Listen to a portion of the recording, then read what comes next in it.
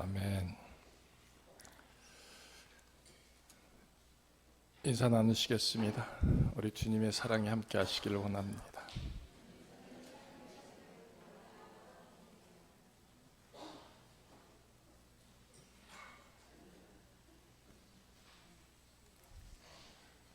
우리 성가대 참 찬양 잘하죠?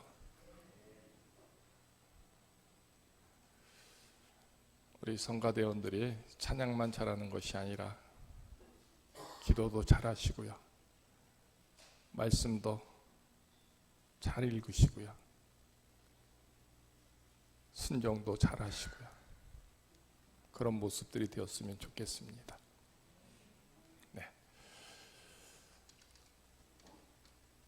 오늘 이 마가복음 16장 9절로부터 13절의 말씀 여러분들이 같이 읽었잖아요. 뭐 중요한 게 느껴집니까? 우리가 전교회는 지금 성경 읽기를 하고 있는데 대략 이제 40분 넘게 읽고 있습니다. 어떤 분은 처음 읽는 분도 계시고 어떤 분은 세 번째 이제 읽으시는 분들도 있습니다. 읽고 안 읽고가 중요한 게 아니라, 읽는 것에 초점이 되는 것이 중요한 것이 아니라 읽으면서 하나님의 말씀을 붙잡는 것이 중요한 겁니다. 은혜를 누리는 게 중요한 거고요. 그 말씀이 내게서 믿음의 생명력으로 세워지는 게 중요한 것이죠.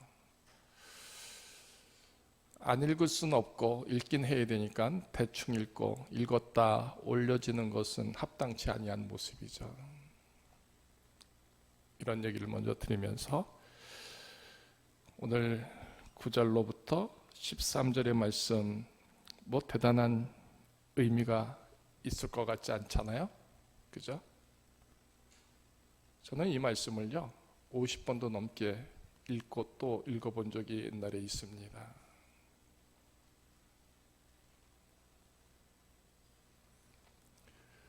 젊었을 때 기도원에 이제 간 적이 있었더랬습니다.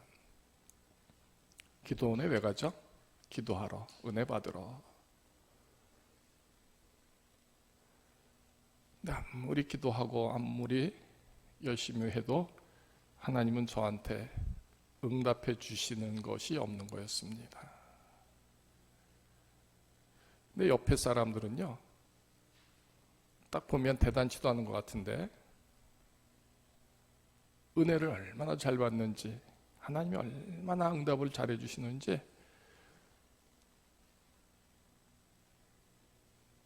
참 제가 참남해지는 거였습니다. 그래서 왜 하나님 저한테 안 주십니까? 이 항변을 할 수밖에 없는 그런 상황을 하나님이 만들어 가시는 거였습니다. 다 주시는데 나한테만 안 주십니다. 자, 기도원에 가면 대부분 금식하지 않습니까? 금식 기도를 하는데도 하나님이 아무런 대꾸 응답을 안 해주십니다. 기도원 갈 때는요, 은혜를 사모하고 은혜에 대한 소망과 분명한 확신이 있어서 올라가는데 아무것도 받지 못하고 빈손으로 내려올 때, 정말 빈손으로 내려올 때 그 비참함 여러분 혹시 상상 가십니까? 근데 어쩌겠습니까? 하나님이 주시지 않는 걸, 하나님이 응답해 주시지 않는 걸, 하나님이 감동케 하시지 않는 걸. 그래서 터벅거리면서 내려옵니다. 그만둬야 될까요? 또 시간을 내서 올라가야 될까요? 여러분들 같으면 어떻게 하시겠습니까? 또 올라갑니다. 근데 또 안 주십니다. 한 번, 두 번, 서너 번 지날 때 그 일이 반복될수록 참 마음이 힘듭니다. 왜 다른 사람들한테는 다 주시면서 나한테는 응답해 주시지 않을까 였습니다. 이 힘든 모습이 변하게 되죠. 도대체 내가 무엇을 잘못했을까? 왜 하나님은 나한테 응답해 주시지 않을까? 이제 기도원에 가서 기도보다는 그런 생각에 몰두하게 되는 것이죠. 하나님이 분명히 주시지 않는 이유가 있을 텐데 그게 나한테 뭘까? 헤아려 보게 됩니다.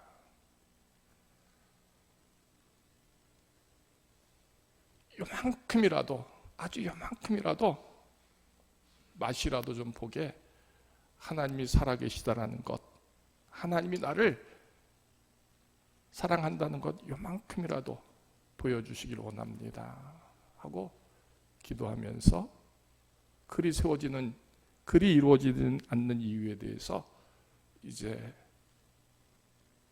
회개하게 되고요, 또 고백하게 되고요, 그렇게 이제 기도하게 됩니다. 우리 하나님이 금세 쉽게 응답해 주신다면 얼마나 좋겠습니까만은, 근데 그리 쉽게 안 해주십니다. 거의 포기하고 싶을 때쯤 됐을 때 오늘 이 말씀을 제가 그때 많이 읽었습니다. 예수님이 안식구 첫날 이른 아침에 살아나셨는데 누구에게 가장 먼저 그 살아나심을 보여주시죠? 7 귀신을 쫓아내어 주신 막달라 마리아에게 먼저 보여주셨다. 그러니까 7 귀신이나 들렸던 막달라 마리아에게 먼저 보여주셨다, 이겁니다. 여기에 배치된 드러나지 않은 사람들이 있습니다. 누굴까요? 예수님을 향해서 생명을 바치겠노라, 예수님이 어디 가든지 따라가겠노라고 고백했던 제자들입니다. 근데 그들에게는 예수님이 부활하셨다는 것에 대하여 드러내지 않습니다. 나타내지 않습니다. 그죠? 두 번째 단락, 그들 중 2사람이 걸어 시골로 갈 때에 예수께서 다른 모양으로 그들에게 나타나셨다. 근데 이 2 제자의 이름이 무엇인지 명확히 드러내지 않습니다. 12제자 중에 한 사람은 예수를 팔아먹었고 죽었으니 이제 11제자 중에 2사람일까요? 결코 그렇지 않을 겁니다. 그렇다면 분명히 그들의 이름이 나타났겠죠. 그러니까 11제자에게도 속하지 못한 그 다른 제자들에게 예수님이 부활하셔서 나타나셨다, 이겁니다. 그런데 공이 막달라 마리아가 가서 고백합니다. 예수님께서 살아나셨다고. 그랬더니 그들이 듣고도 믿지 않았다, 이렇게 표현되어 있습니다. 2사람이 가서 남은 제자들에게 일렀으되 역시 믿지 아니했다. 그러니까 9절로부터 13절은 연결되어 있는 것이죠. 한 사건을 고백하게 하고 또 다른 사건과 연결되는데 역시 그들이 그 어떤 고백 속에서도 믿지 않겠다. 이 고백은 뭡니까? 예수님이 살아나셨다는 것을. 근데 가만히 이 본문을 읽고 또 읽어보십시오. 왜 그들이 믿지 않았을까? 제자들이 진짜 믿을 수 없어서 믿지 않았을까요? 여러분 그렇게 느끼십니까? 물론 그것도 있겠죠. 근데 믿기 싫은 겁니다. 왠지요? 당연히 예수님이 만약 살아나셨다고 한다면 가장 아끼고 사랑했고 함께했던 제자들이 그 소식을 가장 먼저 들었어야 한다는 것이죠. 이게 우리의 생각입니다. 우리의 가치고요. 그죠? 가장 귀한 그 제자들이 가장 예수님의 부활하심의 소식을 먼저 듣고 그 기쁨과 감격 속에서 서 있었어야 한다는 것이죠. 근데 그들에게는, 그 제자들에게는 예수님이 그리하지 않았다는 것입니다. 7 귀신 들렸던 막달라 마리에게, 그 이름도 드러나지 않는 그 작은 제자들에게 예수님은 드러내셨습니다. 한번 상상해 보시죠. 죽었다가 살아나신 예수님이 그 여인에게 보여주셨습니다. 그 제자들에게 보여주셨습니다. 뭐가요? 주님의 임재하심이. 얼마나 좋았을까? 얼마나 행복했을까? 얼마나 기뻤을까? 여러분 상상 가십니까? 하나님이 내 모든 것에 응답하심, 사랑하심, 인정해 주심, 이것으로 드러내시는 그것들, 이것이 내게 세워질 때 이 기쁨은요, 세상 그 어떤 기쁨과도 견줄 수 없을 만큼 거룩하고 좋은 생명의 기쁨이 되죠. 우리는 은혜를 받아본 사람의 그 고백을 통해서 주님의 임재하심, 성령의 역사함을 받는 것이 얼마나 가장 세상에서 큰 기쁨인 줄을 다 알고 있습니다. 또 그들의 고백을 우리는 듣습니다. 부활하신 주님이 이렇게 드러내셨다, 나타나셨다. 이 당사자들은 정말 세상 부러울 것 없는 정말 거룩한 은혜와 축복을 누리는 당사자들이 됐던 것이죠. 그럼 반대로 그 제자들은요, 이 느낌을 못 갖는 겁니다. 이 감격이 없는 겁니다. 그리고 한쪽 마음으로는 아마 그런 생각을 했을 겁니다. 우리에게는 왜 나타내 보여주시지 않는가 하고요. 그래요. 응답받지 못하는 그 마음, 여러분 상상해 보셨습니까? 우리 중에 누군가에게는 주의 임자심이 임하고요. 그런데 우리는 다 받지 못합니다. 받는 자의 기쁨은 넘쳐나는데 받지 못하는 자의 그 참담함과 그 슬픔과 그 가슴에 뻥 뚫어진 그 느낌은 아마 그 어떤 것으로도 표현할 수 없을 만큼 슬플 겁니다. 암울하고요.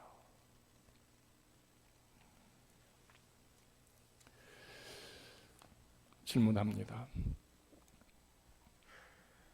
여러분 인생 속에서, 여러분의 생명의 끝에서 주님은 여러분들을 만나주시고 구원하셔서 이 영원한 생명의 나라로 이끌어 가실 것 같습니까?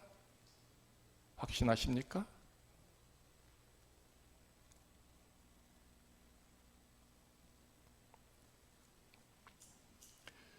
오늘 본문에 드러나 있지 않지만 제자들은요, 참남함으로 이 본문을 인정하고 싶지 않은 고백을 하고 있는 겁니다. 왜? 한테가 아니라 구집이 그 막달라 마리아에게 먼저 보이셨을까? 여러분, 이 참남함이 느껴지지 않습니까? 왜 내가 아니라 다른 제자들에게 먼저 보여주셨을까? 이 아픔이 가슴에 느껴지지 않습니까? 근데 어쩌겠습니까? 드러내시고 나타나시는 것은 오직 주님의 뜻인 것을요. 누군들 주여 내게로 오시옵소서 하지 않을 제자들이 누가 있겠습니까? 다 기다리고 소망하는 것이죠. 내게도 오셨으면 좋을 텐데, 내게도 역사하셨으면 좋을 텐데, 내게도 말씀하시면 좋을 텐데, 내 손도 잡아주시면 좋고, 내게 하나님의 귀하고 거룩한 사랑들을 주시면 좋을 텐데, 기다리지 않을 사람이 누가 있겠습니까? 구하지 않을 사람이 누가 있겠습니까? 그런데 그리하지 않으시는 주님이시다라는 것입니다. 주님이 그 일을 이루시고 세우신다라는 것이죠. 누가복음 4장 25절 이후에 있는 말씀을 읽어드리겠습니다.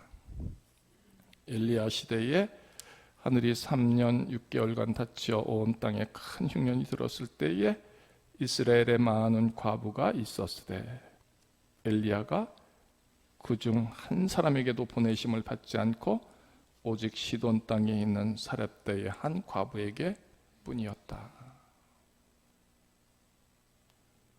그래요. 가뭄 때에 흉년이 들었을 때 모두가 힘듭니다. 그런데 그 중에도 많은 과부가 있습니다. 그런데 그 중에 오직 한 사람만이 엘리야의 그 은혜, 그 사랑을 힘입게 되는데 그가 누구냐? 히돈 땅에 있는 사렙다의 과부였다. 왜 하나님은 엘리야 선지자를 그 히돈 땅에는 그 과부에게 보냈을까? 과부들이 그렇게 많은데 온 흉년이라 모든 사람들이 힘들었었는데 이 교훈이 뭘까를, 이게 주는 의미가 뭘까를 헤아려 보시죠. 또 선지자 엘리사 때에 이스라엘에 많은 나병 환자가 있었으되 그 중에 한 사람도 깨끗함을 얻지 못하였고 오직 수리아 사람 나아만 분이었느니라. 고침받기를 원하는 그 많은 나병 환자들이 있었는데 그런데 다가 아니었고 오직 수리아 사람 나아만 뿐이었다. 이 말씀을 예수님이 하시자 해당에 있는 자들이 이 말씀을 듣고 다 크게 화가 나서 일어나 동네 밖으로 쫓아냈다라는 것이죠. 산낭 떨어뜨리기 위해서 예수님을 밀쳐 떨어뜨리고자 했다, 이 말씀이 나옵니다. 왜 그랬을까요? 여기에 숨겨진 뜻은 뭡니까? 사렙다 과부에게 보내줬고 나아만에게 보내준 그 일이 너희는 아니라는 것을 말하기 때문에 그들이 화가 난 것이죠. 분명한 것은 우리는 기대치가 있습니다. 믿음의 기대치가 있습니다. 주님이 다시 살아나셔서 사랑하시고 축복하신다면 그게 가장 먼저 내가 되기를 원하는 것이죠. 내가 받기를 원하고요. 근데 그것은 나의 생각입니다.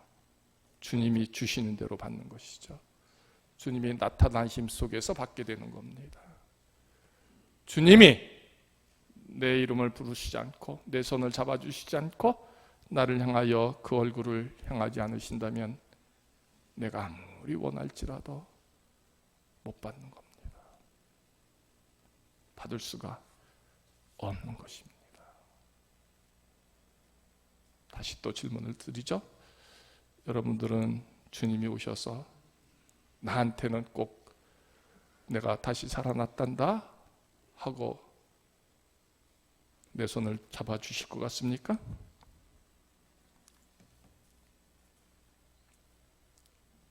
좀 전에는 네, 그리 아멘 하셨던 분들 다시 대답해 보시죠. 확신하실 수 있습니까?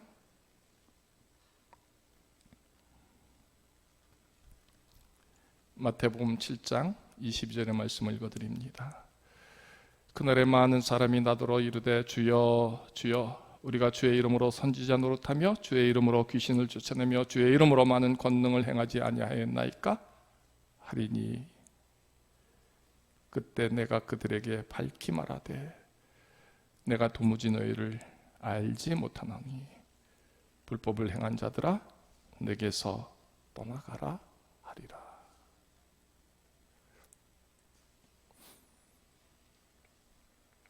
아니 분명히 우리가 주님이 주신 사랑으로 말씀으로 능력으로 믿음의 삶을 살았는데 그렇게 살았다고 생각했는데 믿었는데 주님은 아니라고 말씀하실 수도 있다는 것이죠.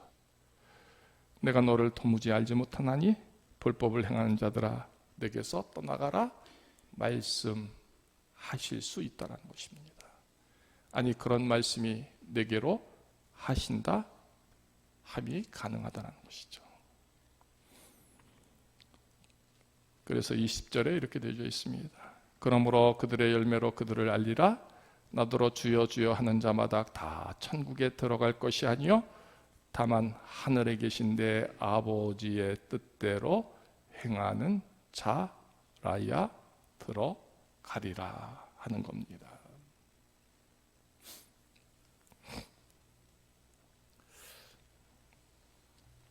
아버지의 뜻대로 행하는 자, 불법을 행하는 자가 아니라 아버지의 뜻대로 행하는 자에게 부활하신 주님이 임재하신다, 이런 표현을 하는 것이죠. 내게로 오실 수 있는, 내게로 향하여 오셔 주심이 되는 그 가장 근본적인 모습은 바로 아버지 뜻대로 행하는 내게서 그 일이 세워진다 말하고 있는 것입니다.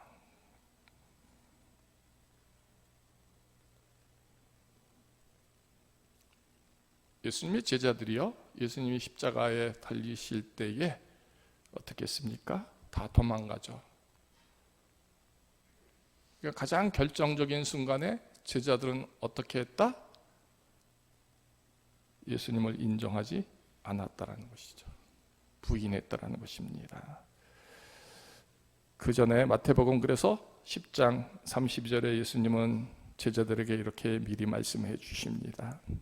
누구든지 사람 앞에서 나를 시인하면 나도 하늘에 계신 내 아버지 앞에서 그를 시인할 것이요, 누구든지 사람 앞에서 나를 부인하면 나도 하늘에 계신 내 아버지 앞에서 그를 부인하리라.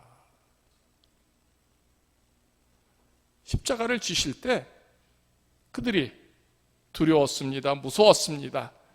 그래서 저가 누군지 나는 모른다, 관계도 없다, 그렇게 부인하지 않았습니까?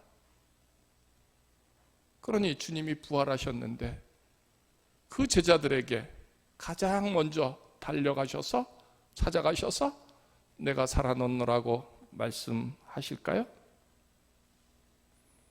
오늘 제자들의 그 마음에는, 그 생각에는요, 이 마태복음 10장 32절의 말씀이 기억날 겁니다. 내가 주님을 부인했는데,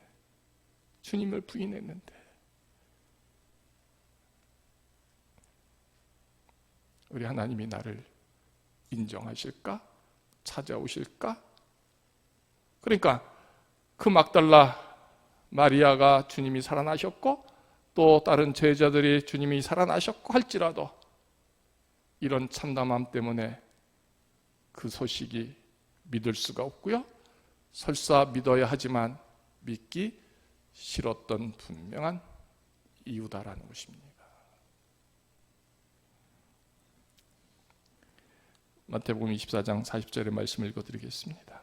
그때 두 사람이 밭에 있으며 한 사람은 데려가고 한 사람은 버려둠을 당할 것이요, 두 여자가 맷돌질을 하고 있으며 한 사람은 데려가고 한 사람은 버려둠을 당할 것이니라. 누가복음에는 비슷하지만 조금 다르게 되어 있습니다. 그때 두 사람이 같이 잠자고 있을 때에 한 사람은 데려가고 한 사람은 버려둠을 당할 것이다 했습니다.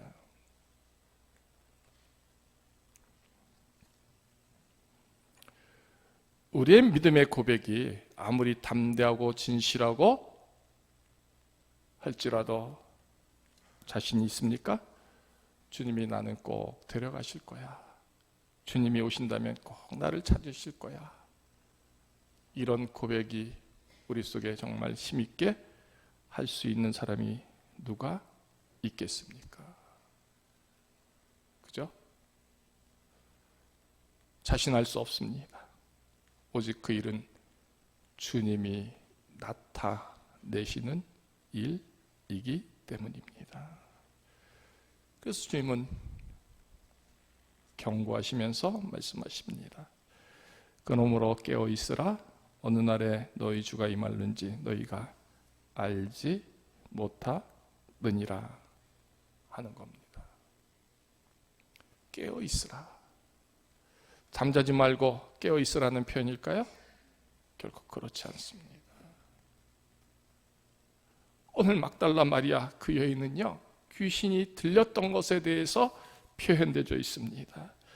7 귀신 들렸던 그 여인의 삶이 어떨까를 여러분 한번 상상해 보십시오. 그 일에 고침을 받았습니다. 귀신에게서 노임을 받았습니다. 그 전부가 예수 그리스도의 거룩한 은혜였습니다. 그는 자기가 인정하고 싶지 않아도 또 혹은 인정할지라도 그의 모든 것은 주 예수로 치료받은 새 생명된 그 인정체 인생이었다라는 것이죠. 그의 입장에서 보면 예수님만이 나의 이 모든 것을 이루신 사랑이요, 은혜요, 용서요, 치료하신 주님이었음을 그가 있는 모든 곳에서 그는 밝히 드러냈다라는 것이죠. 설명되어 있지 않지만 그의 인생이 분명히 그랬다라는 것이죠. 그러니까 예수님께서 그 여인에게 가장 먼저 보여주시지 않았을까요? 우리 성도들 중에서도요 보면요, 예수님이 오신다면 저분에게 가장 먼저 보여주시겠구나, 이렇게 믿음으로 사는 분들이 계십니다. 말씀을 의지하면서 사는 사람이 있습니다. 삶의 자리는 참으로 곤고하고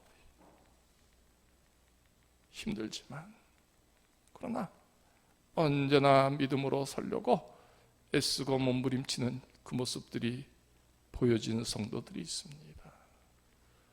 주님이 오신다면 누구에게 먼저 그 이름을 부르시며 찾으실까요? 누구에게 먼저 나타내실까요? 우리가 아무리 영적으로 어둡고 깜깜할지라도 느껴지는 것이죠. 어렴풋이 헤아려 볼 수 있음이 되는 것입니다. 왜?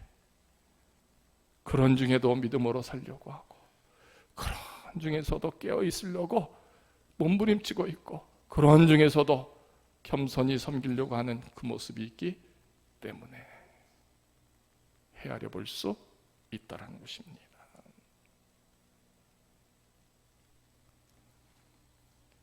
우리는요, 우리의 생각으로 가장 먼저 주님이 내게로 오실 거고, 가장 먼저 나를 사랑해 주실 거고, 가장 먼저 나를 축복해 주실 것이라고 우리는 소망합니다. 그런데 먼저 된 자가 나중되고 나중된 자가 먼저 된다라고 주님은 분명히 말씀하셨습니다. 그런 나의 기대가 산산이 무너지게 하시도록 주님이 끝까지 내 이름을 불러주시지 않는다면 어쩌시겠습니까? 생각지 않았는데, 기대치 않았는데 주님이 나를 향하여 가장 먼저 불러주신다면, 가장 귀하게 여기신다면 얼마나 좋을까 하는 겁니다.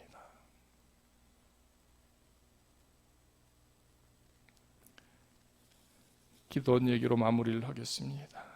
몇 번이고 응답해 주시지 않더니 마지막에 뜻하지 않게 오늘 이 말씀을 읽으면서 묵상했을 때 아무도 주시지 않던 그 은혜를 하나님은 제게만 주셨습니다. 얼마나 행복했는지, 얼마나 기뻤는지, 얼마나 정말 세상에 그 어떤 말로도 표현할 수 없을 만큼 좋아서 행복해서 하나님께 감사드렸던 그 거룩한 임재하심을 하나님은 제게 주셨던,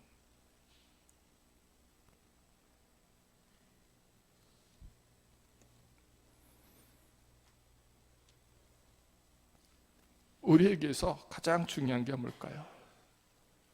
주님을 만나는 겁니다. 주님을 체험하는 겁니다. 주님의 말씀이 내게 세워지는 겁니다. 주님의 거룩한 택하심이 내게서 인정되어지는 겁니다.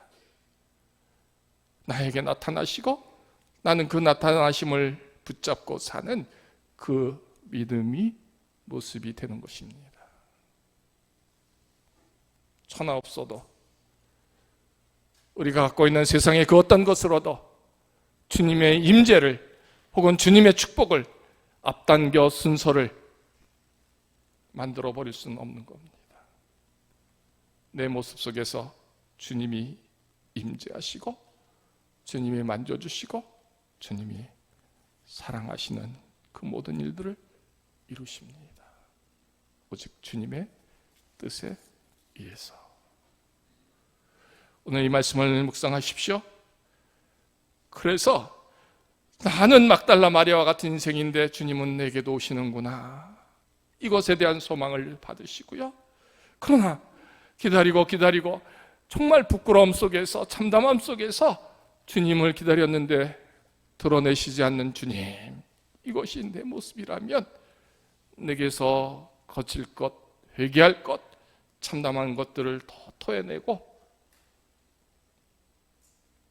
주님이 만져주시고 사랑하시는 은혜에 그 기다림 속에서 받을 수 있는 그 모습들, 그 믿음이 우리 모두에게 한 분 한 분에게 다 세워지기를 원합니다. 내게도 오실까? 그래요? 분명한 것은 오십니다. 오십니다. 내 이름을 불러주십니다. 그러나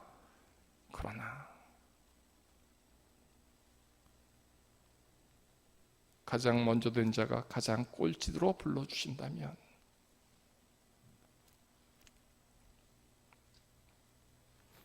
그 기다림이 너무 힘듭니다. 속상합니다.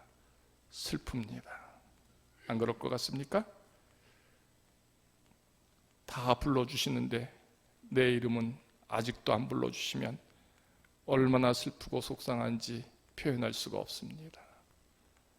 그런 마음들이 바로 우리 속에 두려움이고 우리 속에 주님을 향한 겸손한 마음, 사랑의 마음으로 설 수 있음이 되는 그런 믿음의 고백들이 되기를 원합니다. 오늘 이 말씀의 은혜로 그래요, 주님이 내게도 보여주십시오. 드러내 주십시오. 붙잡아 주십시오. 이런 고백 속에서 그 인치심으로 내 믿음을 세우고 내 갈 길을 주와 함께하는 그런 귀한 고백들이 우리 각자에게서 온전함으로 그 세움을 감당할 수 있는 축복이 되기를 주 예수 이름으로 축원합니다.